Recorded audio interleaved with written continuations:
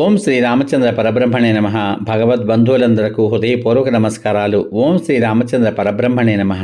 ఆపదామపహర్తారం దాతారం సర్వసంపదాం లోకాభిరామం శ్రీరామం భూయో భూయో నమామ్యహం. ఓం శ్రీ రామచంద్ర పరబ్రహ్మణే నమః. శ్రీ వాల్మీకి రామాయణము 5వ కాండయైన సుందరకాండయందలి 65వ సర్గయందలి గల 27 శ్లోకముల యొక్క వచన భావసారాన్ని హనుమంతుడు రామునకు సీత వృత్తాంతము చెప్పుట అనే కథగా విందాం. ఆ వానరులు యువరాజైన అంగదుని ముందు ఉంచుకుని విచిత్రమైన అడవులు గల ప్రస్రవణ పర్వతానికి వెళ్ళి రామునకు మహాబలశాలి అయిన లక్ష్మణునకు శిరస నమస్కరించి సుగ్రీవులకు నమస్కరించి పిమ్మట సీత వార్తను చెప్పడానికి ప్రారంభించారు. ఆ వానరులందరూ సీత రావణుని అంతఃపురంలో నిరోధింపబడి ఉండుట, రాక్షస స్త్రీలు భయపెట్టుట, ఆమెకు రాముని మీద ఉన్న అనురాగం, రావణుడిచ్చిన 2 మాసముల గడువు, ఈ విషయాలన్నీ రాముని ఎదుట చెప్పడానికి ప్రారంభించారు.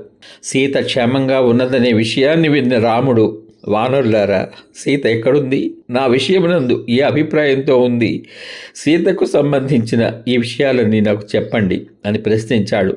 ఆ వానరులు రాముని మాటలు విని సీత వృత్తాంతం తెలిసిన హనుమంతుణ్ణి, నువ్వు చెప్పు అని రాముని ముందుకు తోశారు. మాటలలో నేర్పరి వాయుపుత్రుడు అయిన హనుమంతుడు ఆ వానరుల మాటలు విని సీత ఉన్న దిక్కువైపు తిరిగి ఆమెకు శిరస్సు వంచి నమస్కరించి సీతను తాను ఏ విధంగా చూశాడో తెలుపుతూ ఈ విధంగా పలికాడు. రామా, నేను 100 యోజనముల పొడవైన సముద్రాన్ని లంఘించి జనకుని కుమార్తె అయిన సీతను వెతుకుతూ ఆమెను చూడాలి అనే కోరికతో వెళ్ళాను. అక్కడ దక్షిణ సముద్ర తీరమునందు దురాత్ముడైన రావణుని లంక అనే నగరం ఉంది. ఆ లంకలో రావణాంతపురంలో నేను పతివ్రత అయిన సీతను చూశాను. ఆమె తన మనోరథాలన్నిటినీ నీ మీదే ఉంచుకొని జీవిస్తోంది. ఉద్యానవనంలో వికృతములైన ముఖములు గల రాక్షస స్త్రీలు ఆ సీతను రక్షిస్తున్నారు. మాటి మాటికి ఆమెను భయపెడుతున్నారు. అట్టి సీతను నేను రాక్షస స్త్రీల మధ్య చూశాను. నీతో కలిసి సుఖాలు అనుభవించడానికి అలవాటు పడిన ఆ దేవి ఇప్పుడు దుఃఖం అనుభవిస్తున్నది. ఆమె నిన్ను గూర్చిన ఆలోచనతోనే నిండినదై ఒకే జడతో దీనురాలై ఉంది. నేల మీదనే పండుకుంటూ రంగు మారిన శరీరం గల ఆమె శిశిర ఋతువులో పద్మలతవలే ఉంది. ఆమె రావణుని యందు ఏమాత్రం దృష్టి లేనిదై అతని చేతిలో చచ్చుటకే నిశ్చయించుకుంది. నీ మీదనే మనస్సు నిలుపుకొని ఉన్న ఆ సీతను నేను ఎలాగో అన్వేషించగలిగాను. నేను ఇక్ష్వాకు వంశం కీర్తిని మెల్లగా వర్ణిస్తూ ఆమెకు నాపై విశ్వాసం కలిగేటట్లు చేశాను. పిమ్మట నేను ఆమెతో సంభాషణం చేసి విషయాలన్నిటినీ కూడా తెలిపాను. రామ సుగ్రీవుల మధ్య స్నేహం ఏర్పడినది అని తెలుసుకొని ఆమె సంతోషించింది. ఆమె సదాచార నిష్ఠతో నీపై స్థిరమైన భక్తితో ఉంది. నీ యందు అచంచలమైన భక్తితో ఉగ్రమైన తపస్సు చేస్తున్న మహాభాగ్యవంతురాలైన సీతాదేవిని నేను ఇలాంటి స్థితిలో చూశాను. చిత్రకూట పర్వతం మీద నీ దగ్గర జరిగిన కాక వృత్తాంతమును ఆమె ఆనవాలుగా చెప్పింది.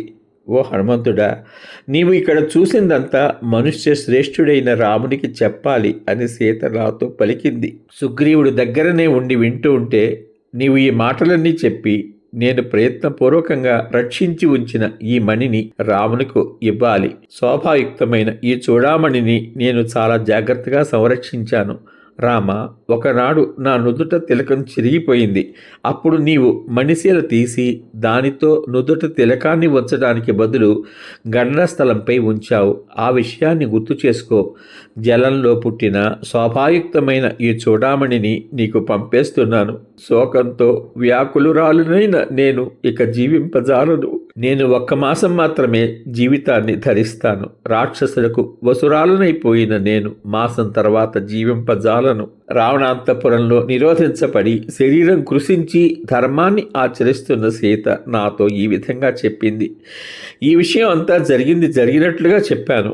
లంకను ఆక్రమించడానికి సర్వ విధాల సముద్రోదకం మీద సేతువు బంధింపవలెను. హనుమంతుడు ఆ రామలక్ష్మణులకు ఊరట కలిగిందని గుర్తించి ఆనవాలుగా తెచ్చిన ఆ చూడామణిని రామునకు ఇచ్చి సీతాదేవి సందేశానంతటినీ పూర్తిగా క్రమం తప్పకుండా మాటలలో చెప్పాడు. సమాప్తం. ఇంతవరకు మీరు శ్రీ వాల్మీకి రామాయణం 5వ కాండయైన సుందరకాండయందలి 65వ సర్గయందలి గల 27 శ్లోకముల యొక్క వచన భావసారాన్ని హనుమంతుడు రామునకు సీత వృత్తాంతము చెప్పుట అనే కథగా విన్నారు. రేపటి భాగంలో శ్రీ వాల్మీకి రామాయణము 5వ కాండయైన సుందరకాండయందలి 66వ సర్గయందలి గల 15 శ్లోకముల యొక్క వచన భావసారాన్ని, రాముడు సీత వృత్తాంతం విని చూడామణిని చూస్తూ సీత కొరకు విలపించుట అనే కథగా విందాం. ఓం శ్రీ రామచంద్ర పరబ్రహ్మణే నమః. శ్రీరామ రామ రామేతి రమే రామే మనోరమే సహస్రనామ తత్తుల్యం రామనామ వరాననే. ఓం శ్రీ రామచంద్ర పరబ్రహ్మణే నమః. సర్వే జనా సుఖినో భవంతు. శుభమస్తు. స్వస్తి.